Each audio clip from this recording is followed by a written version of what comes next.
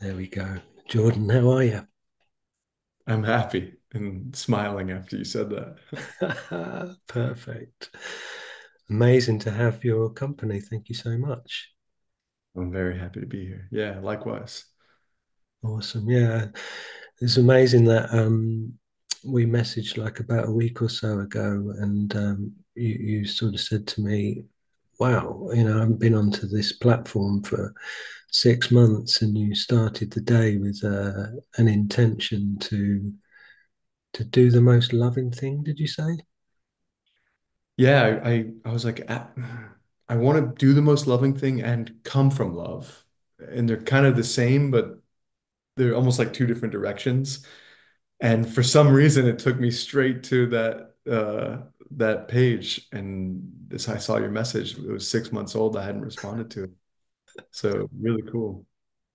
Lovely. It was a real gift for me because sometimes, when I reach out to someone, it's so instant and it's like, wow, okay, that's a yes. And then there's other times where I cast my line and the rod flicks the hook out into the water. And sometimes I think, okay, well, it's not a catch or it's not meant to be. So then when that landed, I was like, oh, wow, awesome. Well, it's so beautiful too, because now every time if somebody references this or when I see it, it'll remind me of that intention or that prayer, you could say, to come from love, to do the most loving thing. And it's kind of your invitation and the way it showed up in my life has now landed that more fully in my being. Beautiful because I got such a strong feeling from watching you talk about the course, and yeah, really just quite blown away by just like, if you thought of it as like a tick list of like, oh yeah, got that, got that, got that. And then I was thinking, wow, where's this guy got his road into this material? Because it was really on point or is on point. And then right at the end of hearing you talk, you dropped the Ken Wapnick Yeah. reference, and I was like, ah, of course. That's right. Yeah, yeah. I'm so grateful to Ken.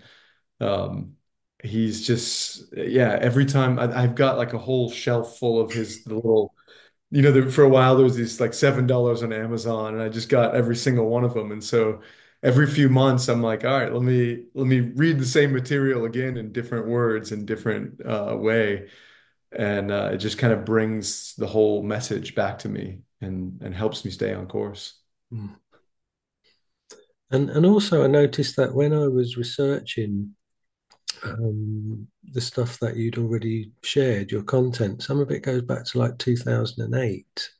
It's like 16 years. I was just wondering what age you were around then, because you look really young. I am. I'm 37, and Mm. well, maybe some people don't think that's really young, but I do. Good. I'm really, really lucky, grateful. My parents both got into A Course in Miracles early, and when they raised my sister and I, they didn't force it on us. We didn't study the course, but every once in a while they'd say, "Oh, well, do you want to hear what the course has to say about this?" And mostly, we'd be like, "No, screw off." But some point I started getting really interested. I studied religion in college, and my dad handed me the teacher's manual and was like, maybe you should start with this. And I tried reading it. I think I had it on my toilet, and I tried reading it while I was on the toilet, Mm. and it just didn't make any sense to me. I think a lot of people have had this experience. The book falls on their head, Yeah. they pick it up, and then they're like, oh, and they put it away for a while. So I put it away, and by that point I think the Disappearance of the Universe had come out, and my dad recommended that, Mm. or I knew that he loved it. I don't think he even recommended it. And it at that I was traveling after graduation, so I would have been 21 in Guatemala, and there was a little uh, spiritual retreat center that had a copy of the Disappearance of the Universe, and it stood out to me, and I decided I was kind of something wasn't right about my travels. I was partying, drinking a lot, having fun, but it felt very disconnected, very isolated. and kind of superficial. And so I was like, it just kind of came like I'm going to stay here until I finish this book. And I finished it in a few days. It all just like it was like a boom, like this is it. And I at that point there weren't really smartphones. I was printing out the lessons at internet cafes and just started the workbook right away. Beautiful story. Love that. And do you think, like, Disappearance of the Universe is like a translation, like a stepping stone towards the larger volumes? Absolutely. It's been my experience that when I recommend the course to people, mostly it doesn't stick. And if I recommend Experience the Universe first, often they get really enthusiastic. Mm, And it's always a bit of I feel so much deep gratitude towards the Experience of the Universe. And it is a kind of translation. There is some of the depth is missing. hmm. So I'm always like somewhat cautious, but at the same time, deeply grateful for its power. Right. So in recommending it, there's a sense that you have of like this isn't the full picture, but there's also that knowing that if you've got the bug or you get the bug from it, then you can go on to the course from there. Yeah, that's right. Yeah, and I don't think it's, you know, the fault of Gary for or anything like that. It's but it is easier. One of the beauties of the course is kind of over and over, words are but symbols of symbols, twice removed from reality. It's just constantly pointing to this, even itself being a symbol, itself part of the kind of one of the, yeah, everything's an illusion, but there's some that kind of help you get out of the dream or wake up. And it's a little, you can still kind of look at the course and be like, oh, make the course special, make Jesus special, make Helen or Bill or Ken Wapnick special. But it's harder because it's just constantly reminding you not to do that. Mm, And I think it's a little easier to get caught up in the world of form, in the dream, mm, with Experience of the Universe. That's both its power and its weakness. It's that mm, perfect bridge. Interesting. Yeah, I love that. Yeah, because I was listening to somebody earlier who was complimenting John Mundy, one of the great teachers who knew the original gang, and I noticed this beautiful way that he allowed a compliment. Um, Mm, he didn't cancel anything out about this compliment, but he didn't also accept it in any way to make himself seem special. It just jumped out at me this afternoon. I wasn't watching, I was listening, and I just went over and had a look at the screen on my phone. I was like, dude, respect. Love yeah, that. You've demonstrated in that acceptance the whole deal, not turning it into something special. yeah, And there's a teacher called Nick Arandes, Spanish. I think he's originally from Puerto Rico, and he's absolutely brilliant. He's one of those teachers who's reached a point now where he's almost removed himself to just like pretty much a point of silence and gone, look, I've said what I've got to say, but I'm kind of still here. And I loved that he was saying one day to these people, he said, he basically described that the course itself is like a manifestation of the Holy Spirit yeah, of itself. And I thought, well, that's a really beautiful, helpful way to, again, create the right context, like you say, to not make it special, but to also let it shine and be everything that it is. yeah, yeah, exactly. Yeah, I mean that's part of it. That's part of what's so powerful about it, I think, is this willingness to talk on constantly back and forth these two levels, the kind of non-dual reality level of you say God is and then you cease to speak. And then the kind of and we're all here, like we're all have our forgiveness opportunities. We have, I was talking this morning about how ready I was to blame my wife for my son waking up early, and luckily I managed to not, at least outwardly. So yeah, that's every day stuff to work on, and I think there's something. That's really what speaks to me is that there's a loving quality to it. There's a compassion, or an empathy or an understanding of the human experience without making it real, without buying into it.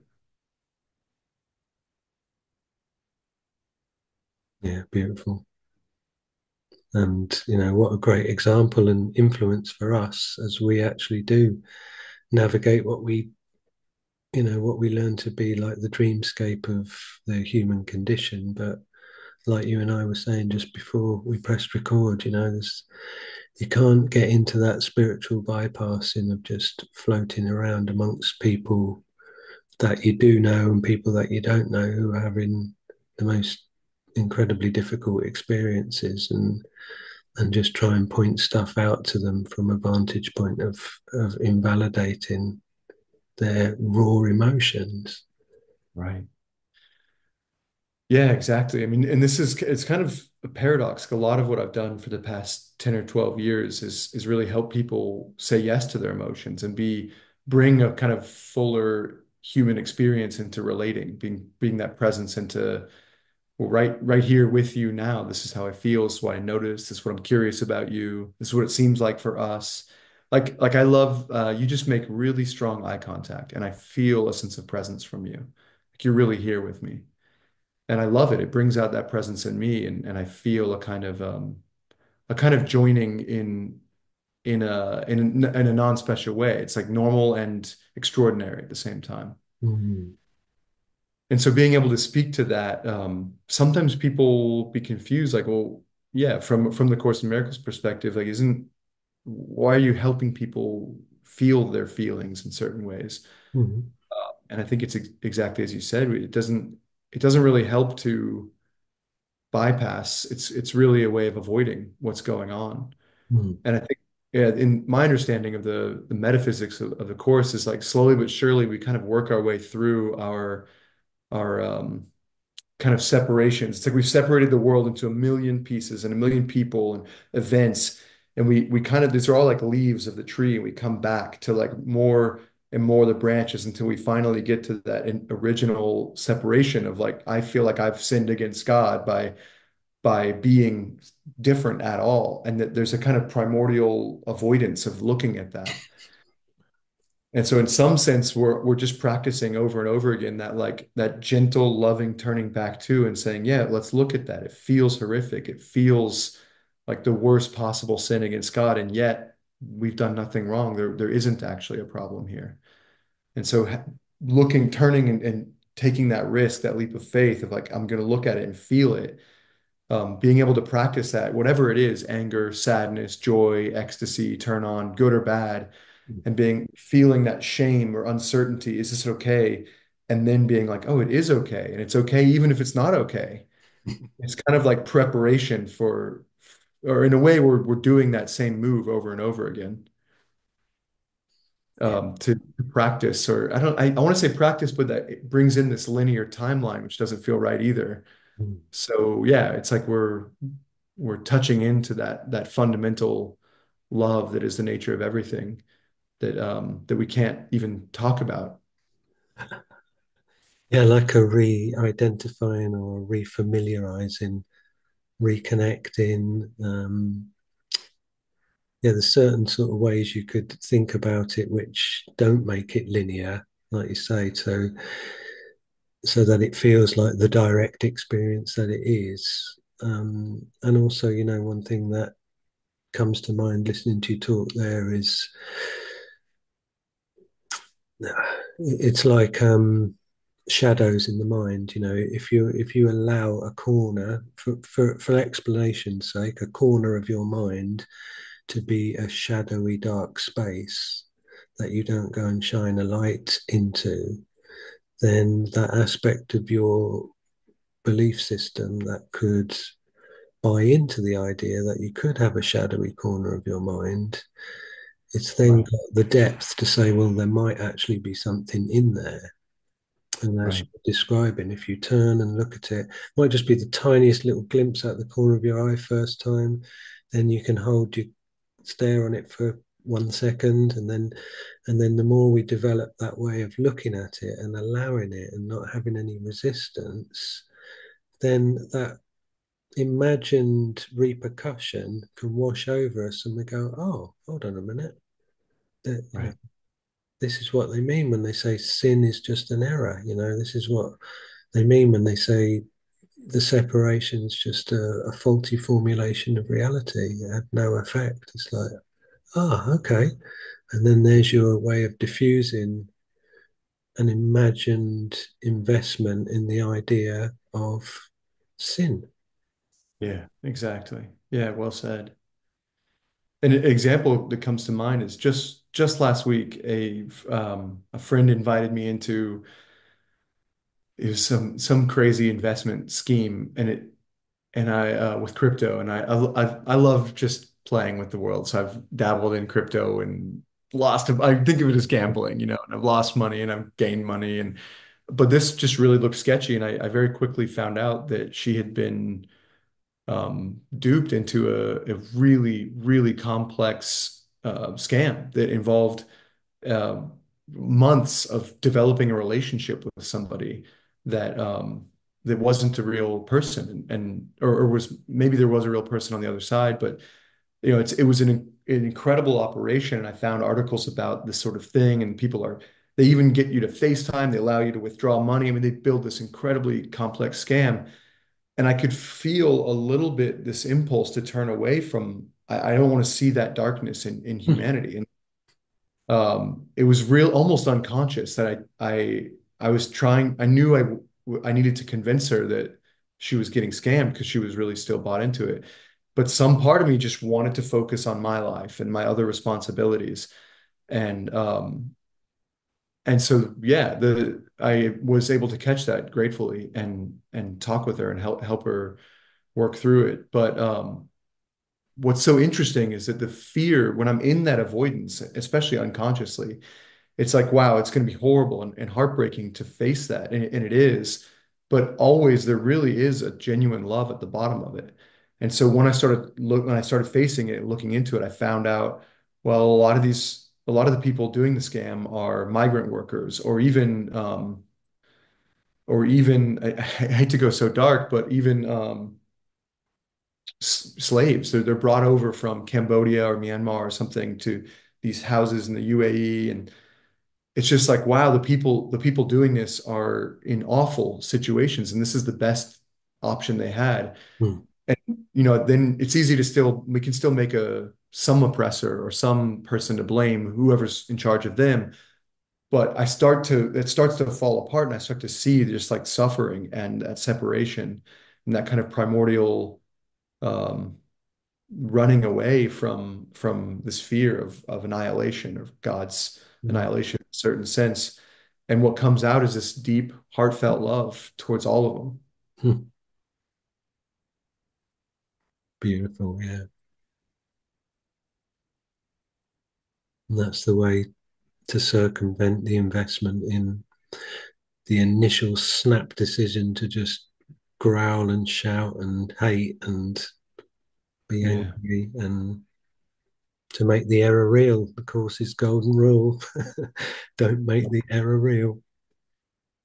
And for my friend, really giving her a lot of space to shout and growl and be Mm. angry, like work through that. No need to push that away or hide from that. I always feel like anger is never justified, gets misinterpreted as Yeah. anger isn't welcome, but it's rather like, no, it's the same illusion as everything else. Mm. So let it play out the way anything else plays out. No hierarchy of illusions. Yeah, exactly. And that brings me to a nice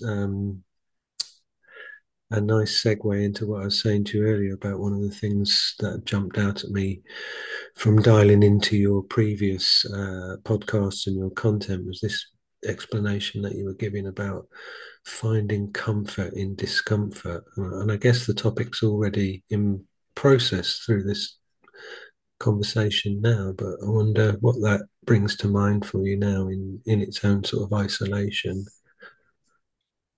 Yeah, when you say it, what comes up is I look actually for just the in the moment reality of that. Like, oh, there's some discomfort in my belly. And maybe you or listeners will notice something like that. They may have some physical discomfort, some emotional discomfort. Maybe they don't like what I'm saying or are judgmental or they judge themselves. And there's something like my one of my practices is to have this kind of loving, yeah, no order of difficulty in miracles or illusions or Mhm. anything. So it's like, right, like, okay, so I've got some sensation in my belly. Like it's kind of weird and probably it's got information for me. Um, I don't have to try too hard to find it. I'm just going to say yes to it and breathe and now it's we're using it as an example, so it's quite a gift. There's the Holy Spirit to use anything. And I think when you do sort of grasp that aspect of like the two mindsets, so you've got the Holy Spirit and then you've got the ego, not as an entity. The ego, if you think of the ego as an activity rather than an entity, an activity of mind, and then the Holy Spirit as our inner teacher, this lifeline, this silver thread that keeps our consciousness connected to the true memory of reality and God and the awareness outside of the dream.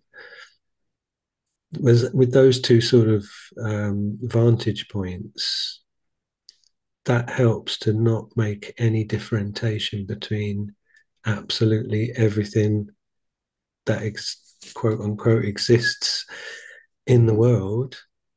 It's going to either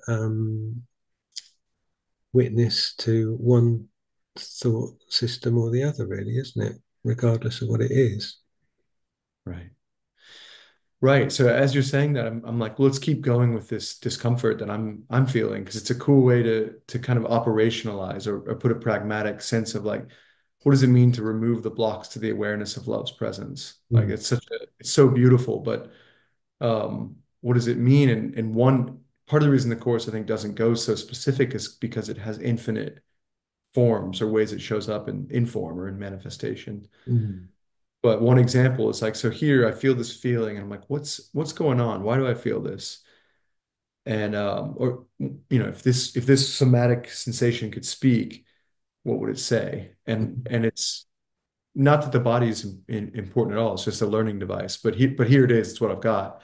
And I noticed something like, oh, there's some fear. I'm like I'm always I didn't even realize this until I'm feeling it now, but it's something like I'm afraid that I'm not enough in some way. I can't be helpful enough, or I'm not grounded enough. It's going to be too theoretical, or I don't know the course well enough, or and it's so ironic because probably then to compensate, defenses do what they're designed to defend against. I probably try to use all these quotes in a way that make other people feel like they don't know the course well enough. And so I'm like ironically perpetuating the thing. I mean, that's how that works. That's how projection works.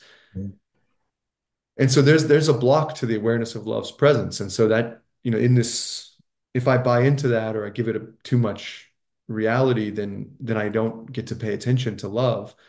And in a really simple sense, now that I'm saying, oh, it's okay. I like that's who I am. This is my person right now.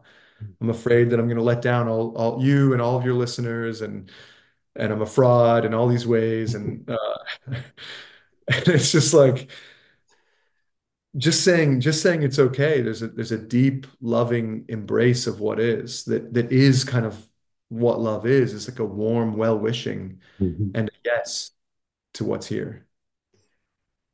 Wow, beautiful. And there you go in demonstration. It's like diffusing the perceived intensity of that ominous threat, and it's just an ego vantage point, and it's an experience that I grew up with for decades, of just like an anticipation of something really terrifying and destructive happening based on evidence. And for a long time, I never realized I held it in my form.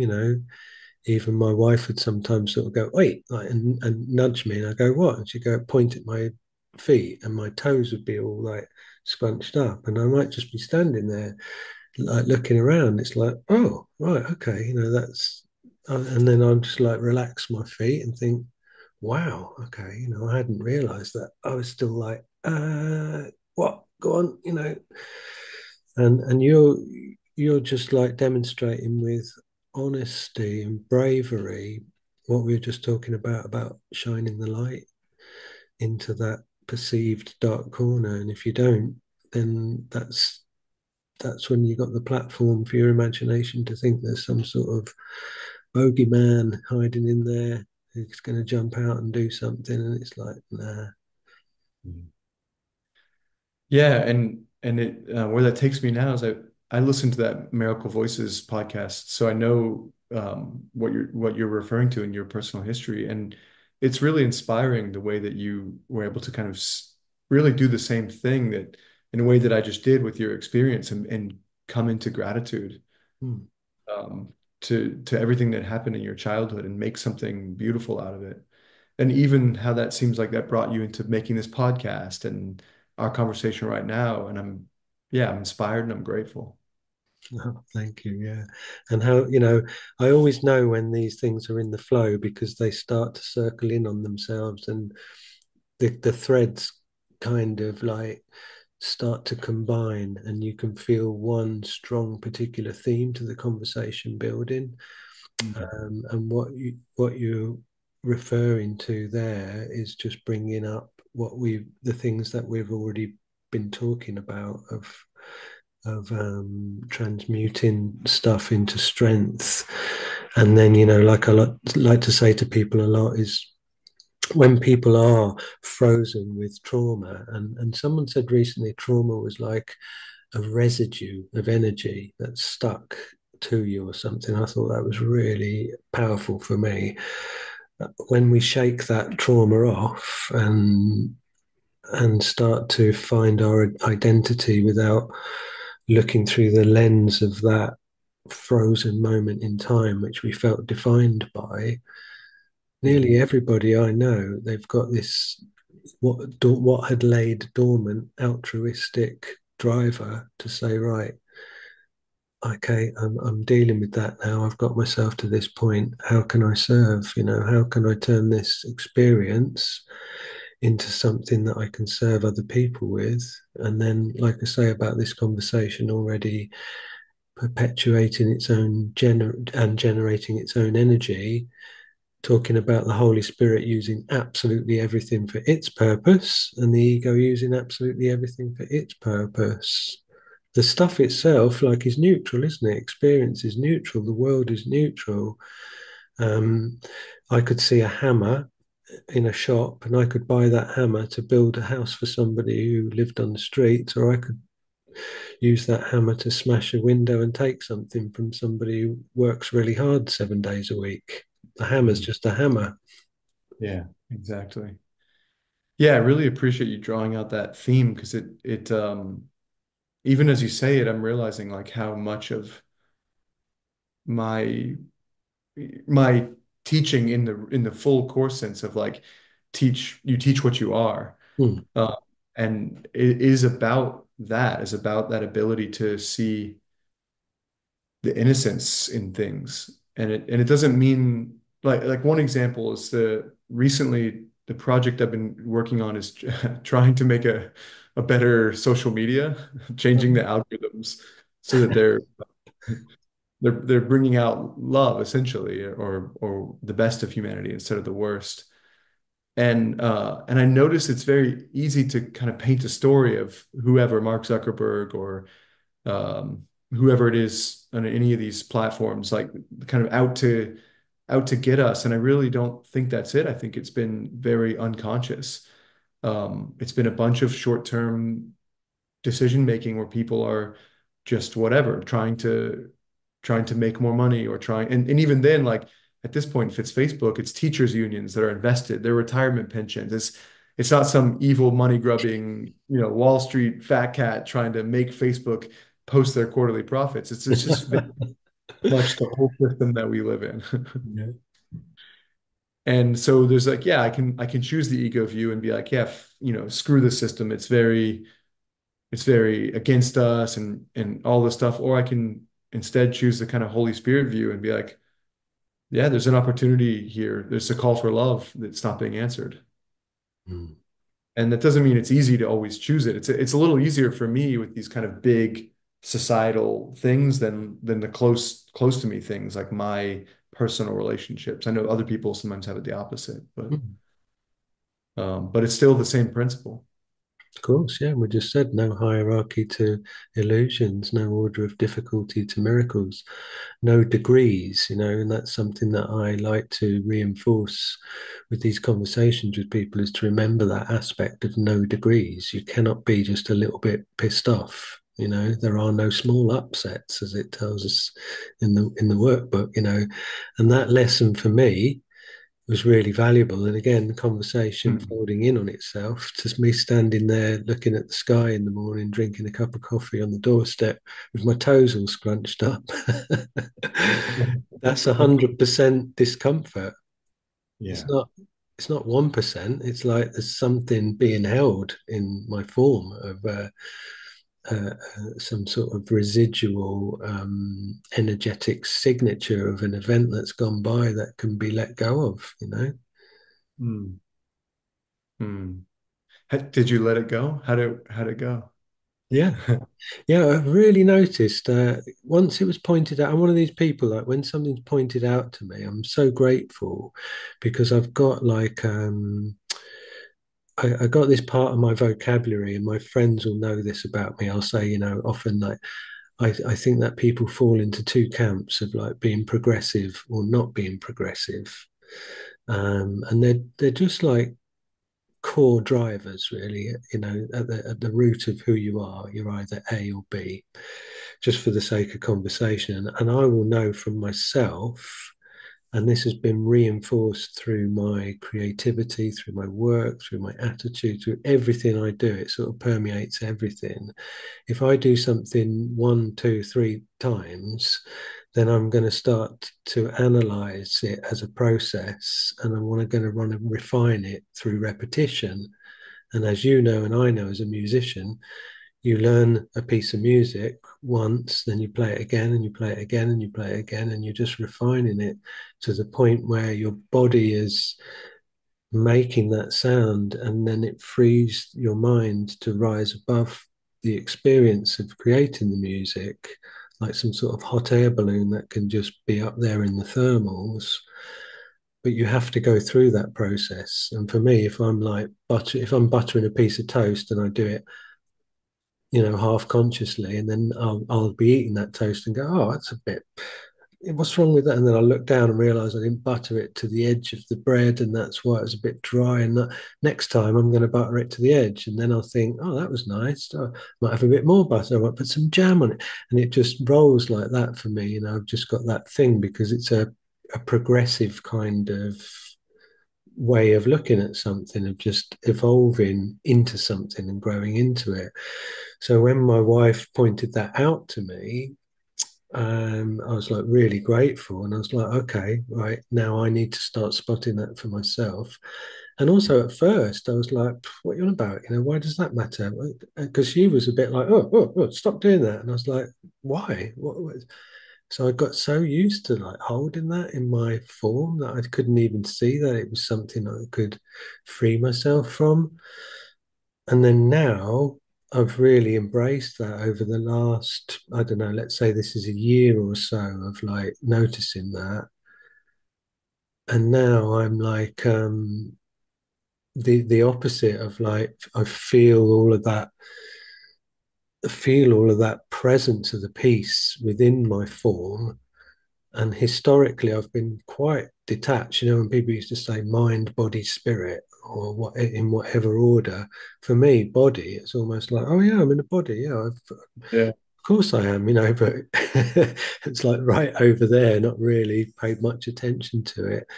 So yeah, it's been a great learning opportunity for me to apply this progressive kind of approach, and then to get really immediate results of just like, wow, I feel even more peaceful.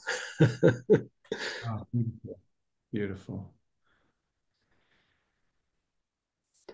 So I'm going to pull up something that's just come to mind that you were talking about, which I wanted to word exactly as you'd referenced it. It's about um, it's about saying yes. Let me just find it here. While you're finding it, the thing that came to mind Please, yeah. is there's something about the order, like no order of difficulty to miracles that we're kind of looping into. And I want to say, like, when I first read that, it made sense theoretically, and I could speak to it, but it feels like something that I've continuously deepened into in the past, whatever, 16, 20 years since I've been studying the course.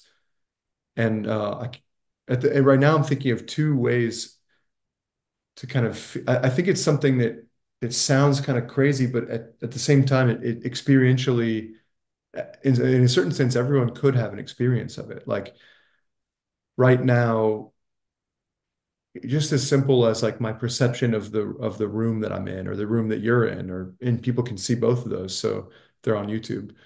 Um, in some sense, like if I'm just taking in like the sheer physical experience of what's happening here and now, let's just say visually, there's no order of difficulty to the visual stimulation. It's all just here. And so in a certain sense, like there's no separation to it. Like it all just simply is. Hmm. And yes, I can make up a separation. I can say, well, that's a wall and that's a plant and but really it's not, especially if somebody's watching this on a screen. It's all just a thing. It's just one happening. And so it starts to become more obvious when you look like moment to moment that there's a decision that we get to make of like making the separation, making that a plant, making it pixels versus making it a screen or a kind of undifferentiated sense of wholeness. Hmm. And and I think that's basically that experience is kind of what it means. There's no order of difficulty in illusions. It's like, well, yeah, I can say that that's further or away or closer. But in some sense, I'm just making that up. That's a frame I'm putting on just sense data coming into experience. Hmm. So similarly, I could say, well, you had a harder childhood than I did. That's further away or closer, but that's just a frame that I'm making up on experience data that consciousness is going through. Beautiful. Do you know, Saturday night, I got a couple of things come through. I was guesting on someone else's podcast last night, and I could tell that this one thing that came in was for that. And on both occasions, I had to get up out of bed, go down the hallway to the kitchen, get my phone, and type this out. Um, and one of them, which was obviously for now I realise was for our conversation, was all experience is information, Mhm. and it's data that's inputted into consciousness. And I don't know if are you aware of Professor Brian Greene at all? Yes, the Yeah, physicist. yeah. Yeah, I really like him. He's a major dude. I love that guy. Um, he did this beautiful video and he was explaining how progressive thinking again, how things are expanding, refinement through repetition. Mm. And he was explaining like a scenario. He was in a park and he was watching a small boy with a little a little toy boat on the lake in the park. And he's standing there and he's watching this guy. He's thought of the form of this little lad and he's going, molecules and particles, level one, atoms, level two, subatomic particles, level three. And then he brought in to the equation information. And as far as he explained it, this is um, quite a new element to understanding the construct of these illusions to which we're saying there's no order of reality to. And I found it really brilliant. It's ended up being a really helpful device for me. So, I'll explain it to people and say, if there's a black hole, and the black hole is going to swallow everything non-discriminately, it'll even take light into the black hole, over that event horizon. And I say, like, imagine it's a bowl of soup that's flown over the event horizon into the black hole. So yeah, you got the ceramic bowl. You've got this. Let's say the soup is leek and potato soup, so we know the soup itself has gone in there. It might have had like some milk, blah blah blah.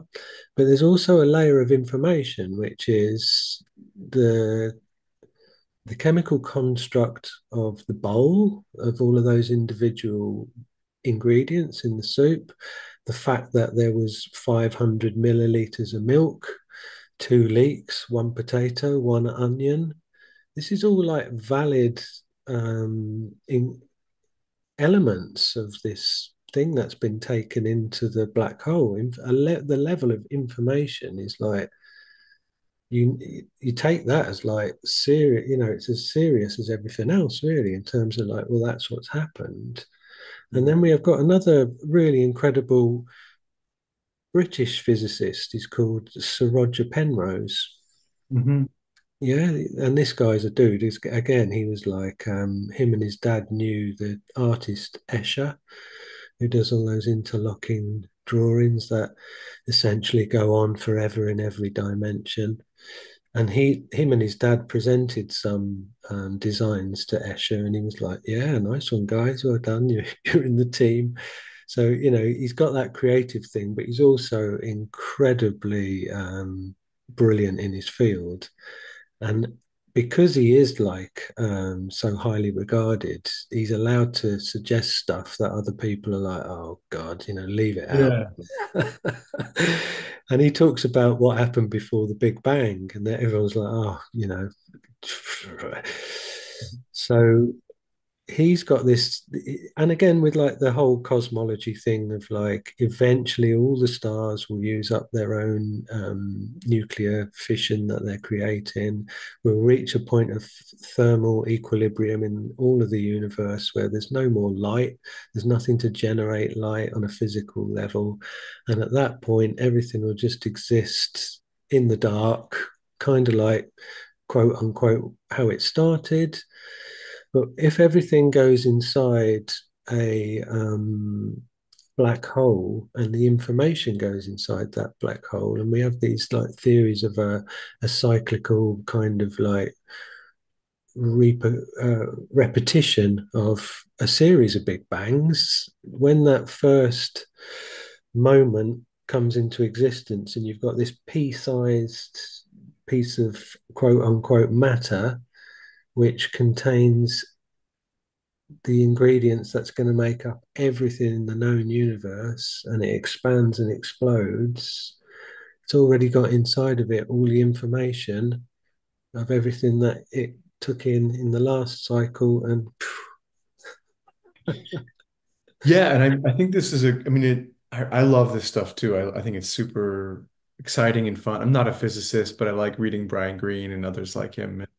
I think it really mirrors the kind of Course in Miracles exactly. cosmology Yeah. because the basic idea is, this when the Son of God forgot to laugh, that's the Big Bang. There's a kind of oneness into which this tiny mad idea of a universe creeps. And then you can kind of see the typical story of the Big Bang is like the fundamental forces are together, gravity and the electro weak force becomes it splits, and there's this like, okay, now we split into more forces, and all the dimensions are all jammed in, and it splits into 4 or 11 or whatever, however many dimensions we've got. And then all the star stuff starts to split, and then the suns explode and they split further into forming planets, and then the planet, it's just this, it's kind of this differentiation, and it really perfectly mirrors this idea of like, I'm going to keep dividing so that I can hide more and more from Mm, God's judgment, supposed judgment. mm, And but at the same time, what's so beautiful is that very theme that you brought up of like ego's view or Holy Spirit's view. So Ego's view is like, man, we created a whole universe to hide. And the Holy Spirit's view is like, look how everything's connected. It has been all along. It all comes from the same place and goes to the same place, even at a physical, materialistic level. Yeah, we're telling ourselves the same story, whether it's yeah, symbolically or physically, and also, in our creativity. I mean, we don't really know whether or not the Sumerians 8,000 years ago were talking about the same kind of end day apocalyptic dystopian kind of stories that we're telling ourselves now through movies and books and stuff, where we're self prophesizing how we hand over our world to the robots that we've created. Yeah. We don't know Right. what. And it's just such a great it's just that same thing where you can see the projection of like, oh, this is the punishment that we're going to get for our how much we screwed up. Mm, And um and that's yeah, we're free to think that way until I guess eventually the end is certain. So eventually forgiveness will come along and help us out. mm, But I can say the other scientific version of this or bridge that happened to me is when I first had kids. mm, Um, I told you my son's 3. mm. I was hiking specifically over some lava rock, and he was on my chest, Yeah. and it really struck me suddenly that lava rock, because my understanding of how life formed is like there was these kind of pockets of lava rock in the vents under the ocean, and so they were kind of these quasi cell walls in the little dimples of the lava rock that that started to kind of form. Our best theory so far is that that's where life started to form. Right. And so it struck me that I was like, there's this, I'm my son's dad and I've got my dad, and it keeps going back and back. And there's this, it's kind of an obvious thing that I knew mentally, but I'd never really felt it in such a visceral way of like, there's an unbroken chain that goes through chimpanzees and boop, boop, boop. And eventually, like my great infinite great grandpa is just a piece of rock Mhm. in the bottom of the ocean, and then so on until the Big Bang. Like it really there's this unbroken continuum of I don't know what it is of being that I am just simply the latest incarnation of, and not even from a reincarnation standpoint, but just again this pure scientific materialist view of evolution. It's kind of there's like a oneness right there throughout history that brings me all the way back. Mm, And it's cool too because it helps me decenter myself, or like kind of db the ego. I don't know what I'm saying right now, mm. but What do you mean? yeah, it's like it's just not so much about me, and that Mm, much is obvious. Like as I'm having kids and seeing that lineage through time. mm. Yeah, because when we do go all the way back to that pea-sized sphere, that it was like it was like a million, million, million, billion degrees, and in 10,000th of a second, this inflation period where it expanded, and exploded to then create everything over what we think of as nearly 14 billion years. There, because every single quote unquote separate element in the universe or the multiverse, whatever, came from that one point of origin, there's a cellular connectivity and there's a cellular memory in everything of like that oneness of its origin, which again is like it's us telling our own story to ourselves symbolically. And I'll often say to people about nowadays we've got virtual reality headsets, and it's a wonderful metaphor to Mhm. be able to say to somebody, the voice Helen heard wasn't a voice inside the headset looking around going, well, this is everything. Oh, wow, it's pretty cool in here, but this is everything. That's gone like, what? Take that off. And then you've gone, oh, what? Okay, right, this is where I am, is it? Yeah. So we are populating this space. We are still speaking to us, that we're still got this echo of eternity passing through everything. This one central thought of like, dude, this is all just one.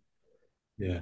We do start, you're a parent. We do start off like that. Children start off unable to differentiate between the oneness of what they're seeing and experiencing. Yeah, and there's something, yeah, it's true, and yet there's something really interesting. I don't really quite know how to make sense of this, but it's like they can't fully experience. In some ways, they're fully submersed in the one or the oneness, and in some ways it's like without an identity, um, they can't fully know it or they can't reflect on knowing it or something. Like there's something, I see. yeah, there's something about differentiating Yeah. allows us to actually fully appreciate the one. Mm. Yeah, it's reminding me of a phrase that I like, which is something along the lines of we can we can experience the presence of something by its absence, or vice versa. Right, yeah. And this, we can actually do this in a certain sense, in a very fundamental sense here. I like playing with this sometimes where like you have a sense of being here. I've got a sense of being here. Uh, and in order to know that we're here, we have to have some in the moment lived experience of not being here. Otherwise, how could we know it? Yeah. So right now, we're feeling both not here and here.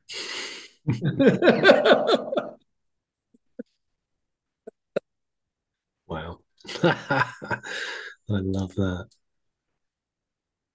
Oh, it's wild. I'm just going to soak a bit of that up because the only place that that can happen is in the silence outside of form.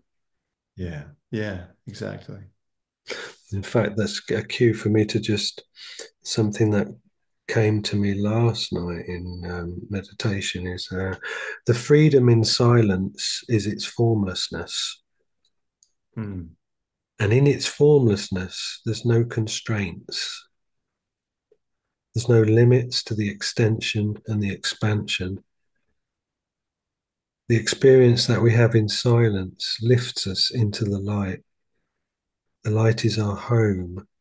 The light is where peace and happiness and love permeate the formlessness by simply being aspects of the one identity we share in the mind of God.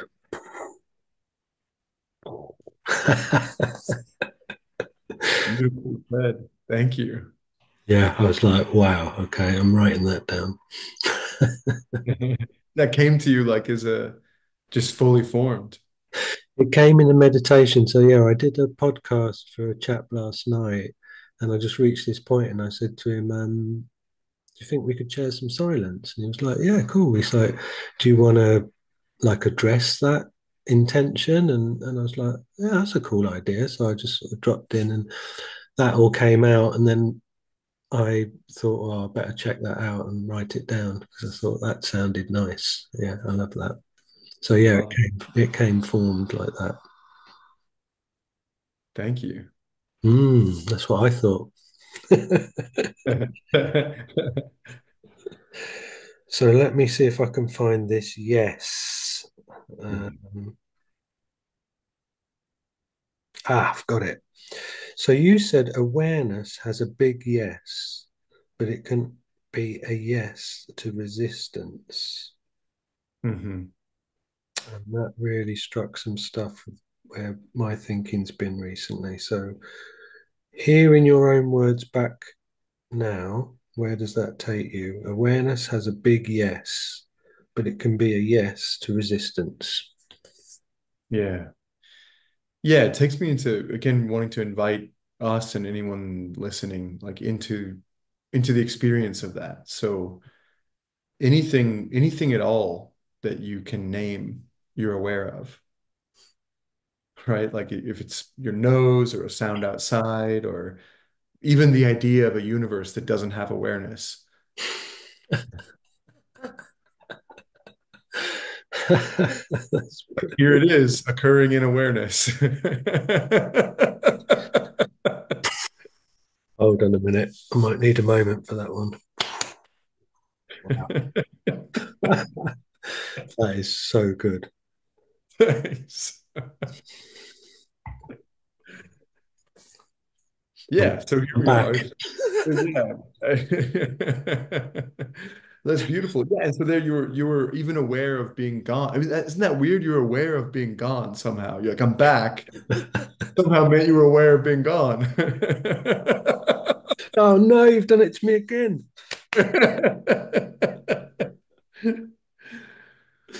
So yeah, there's this crazy thing about the thing that we call reality is I really want to say reality experience all the time because there's as far as I will ever know, there's always awareness accompanying it, or it's always happening in awareness, or at least. And it looks to me, and I mean everyone can check out for themselves, like that, yeah, whenever you're seeing anything and you're seeing, oh yeah, there's awareness there, that awareness has no resistance. And so awareness for you was zero resistance to you being gone, going somewhere else for a moment. Or if suddenly I started thinking about ice cream or some math problem or some homework I had to do. I don't know why that's the example that came, but it doesn't matter. All of that is completely and utterly yesed already by the awareness that knows it exists at all. In a thing existing at all, it's known. It's known by awareness. And that includes not just resistance, like I don't want to do this, I don't want to feel this. Like I was mentioning earlier, I want to turn away from my friends, um, scam the feeling of the humans that are doing that. All of that's already being wholeheartedly yes in awareness. And because there's no order of difficulty in what it's yesing, you can say yes to a tiny feeling, the curling of your toes, the turning away, and even the ego itself, the whole identity of being a separate being, it's just not a threat.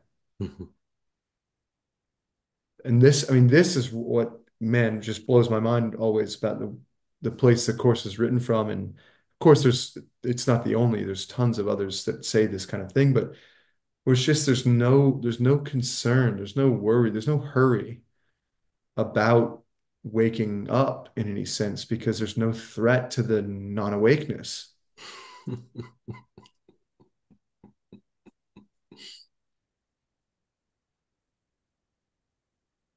And that I guess that's one way of saying the kind of illusory nature of time. It's like time doesn't threaten this yes of awareness.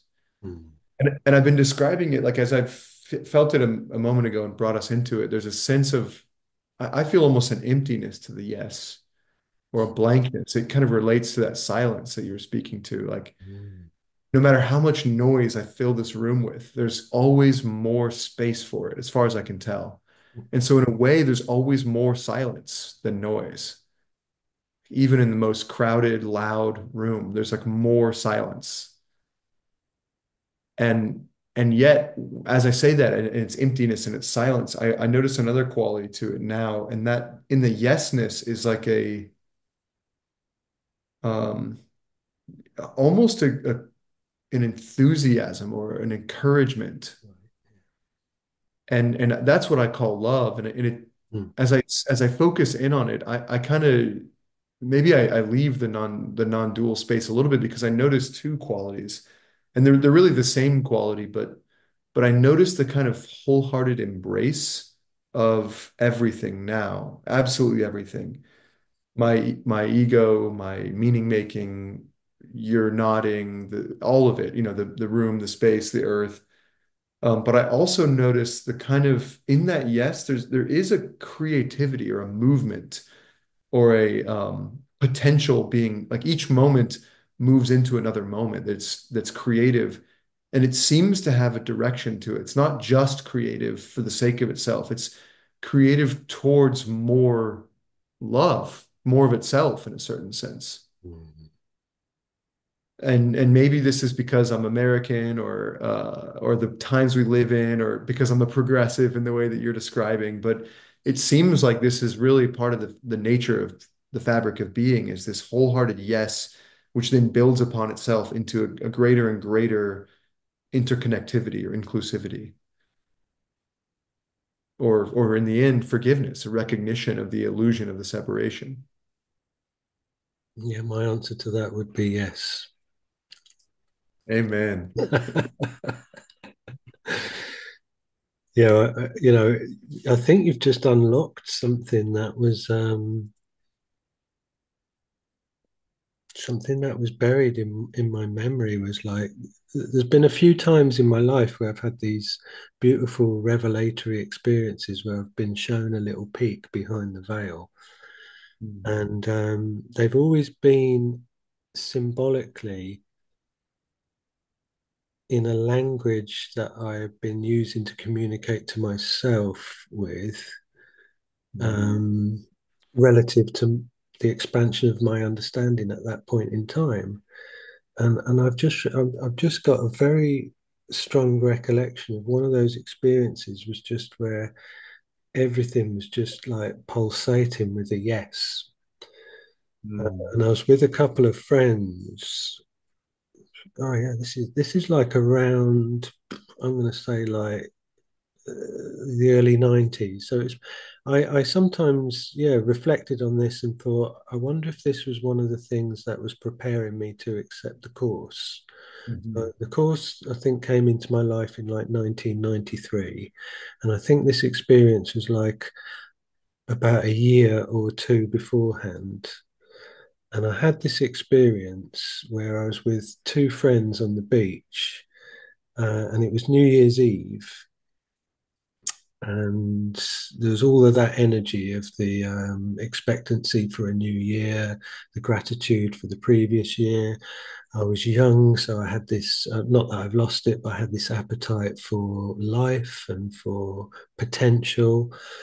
And this experience was like, I, I felt one pulsation within absolutely everything. There was one heartbeat that was synchronized with my breathing and with the breathing of the two friends of mine that were with me, and our hearts were beating and the ocean was coming in because we were at the beach and the tide was coming in. I could feel it coming going away with the pull of the moon. And then I looked up at the sky, and all of the little tiny pinpricks of what you would normally see stars, it was almost, well, it was in the negative reverse, so that the entire sky was like light with tiny little pinpricks of black. Mhm. And I've always remembered that experience, the pulsation of the one heartbeat to everything. But what I'd forgotten was that it was saying yes at the same Mhm. time. Mhm. Mm. That's Thanks been, for sharing. I'm feeling that kind of pulsing energy, even as you say it. yeah, Yeah. that's been locked in my brain for like over 30 years. How's it feel to let it out? Yeah. Tell us more. What's your experience like?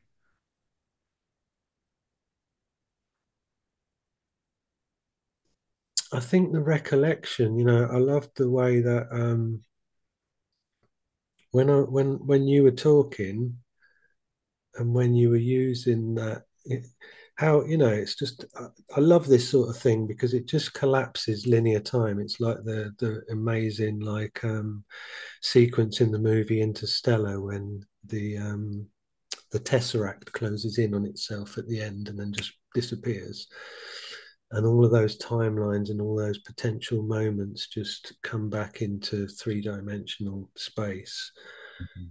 um, so what my experience brings to mind at the moment is how interesting it was that I made that note about you talking about yes, because that struck such a chord with me. Yeah. Then you actually talking about it was chiming some other little bell in there that I was going, what is that? And then as the whole picture came back to me, it was the relation to that sharing of yours was a connectivity that spanned over 3 decades, all in one moment, and then everything just collapsed in on itself. And I've just been left thinking, yes. Beautiful. And that ties in with the inspiration from Saturday night of saying all experience is information, Hmm. data that's inputted into consciousness. Consciousness is potential, the potential to expand and just keep growing. And that's extension. That's what we know from our course vocabulary of just like it's in the nature of love to extend. And there's a phrase that I like, which came to mind again when you were talking, where it says, always has no direction. Hmm. Wow, yeah. That's beautiful. Big, isn't it? It's like you're at the center of everything Hmm. forever and it's expanding. So Hmm. always has no direction. It's just, oh, wow.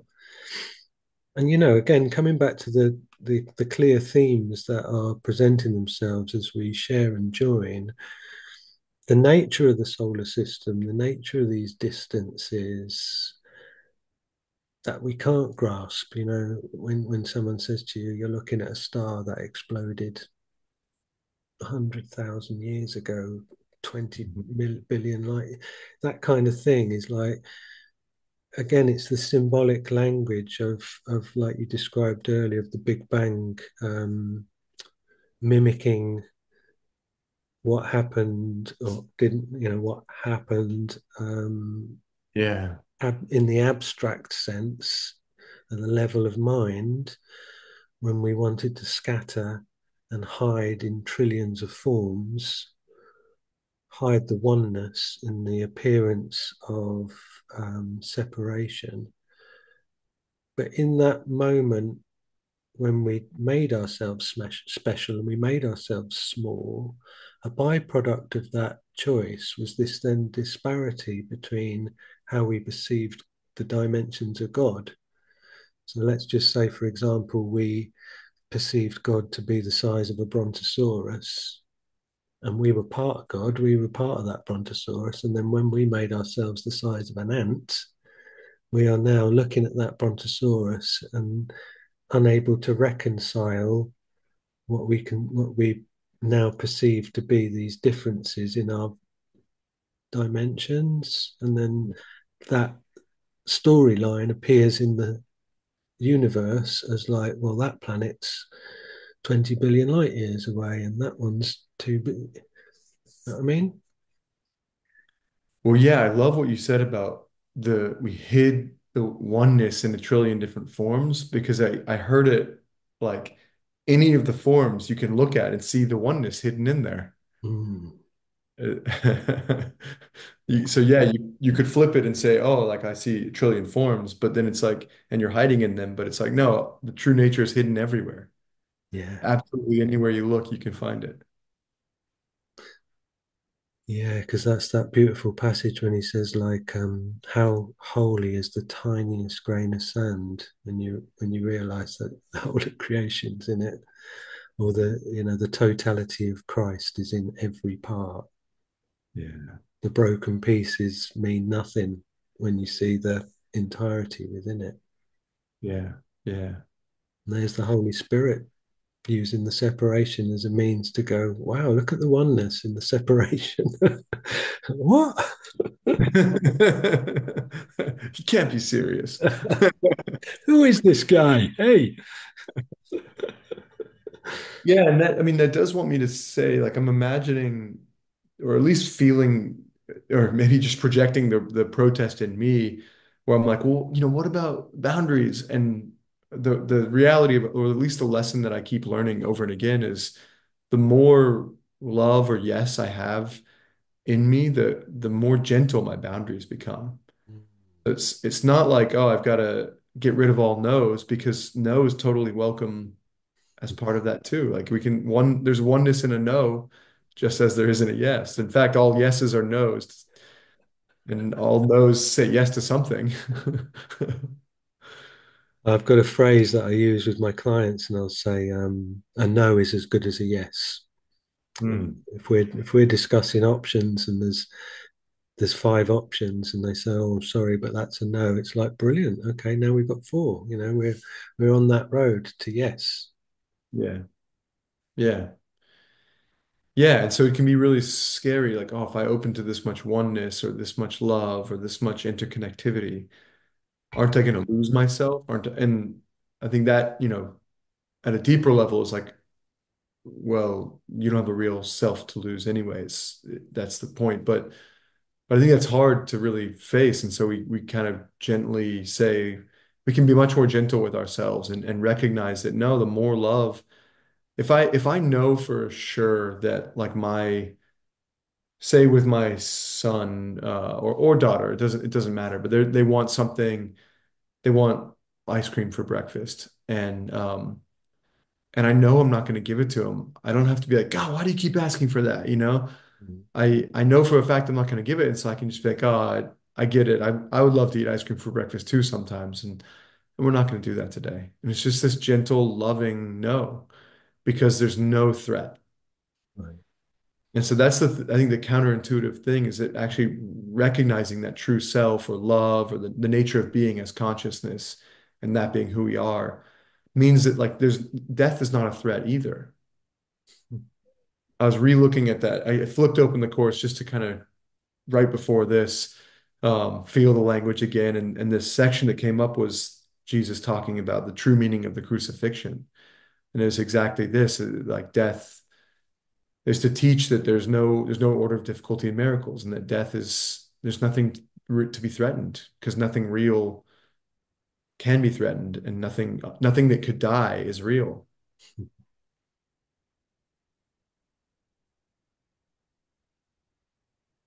Yes.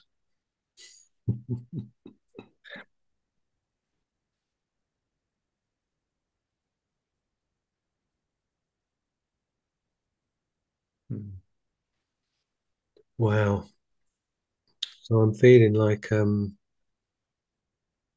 we already discussed beforehand. There's quite a lot for us to bounce back from one another, and Mhm. that's a really, I think that feels like a good place to take a pause and to say, for today, let's let that hang in the air. Let's let that yes hang in the air.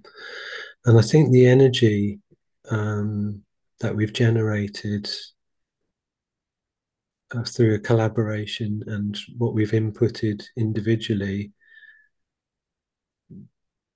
that energy is going to generate its own momentum in the time between now and when we next connect, and to leave it hanging with a yes, Mhm. and to be able to revisit it, because I take quite a lot of pleasure in returning to the podcasts myself as a listener.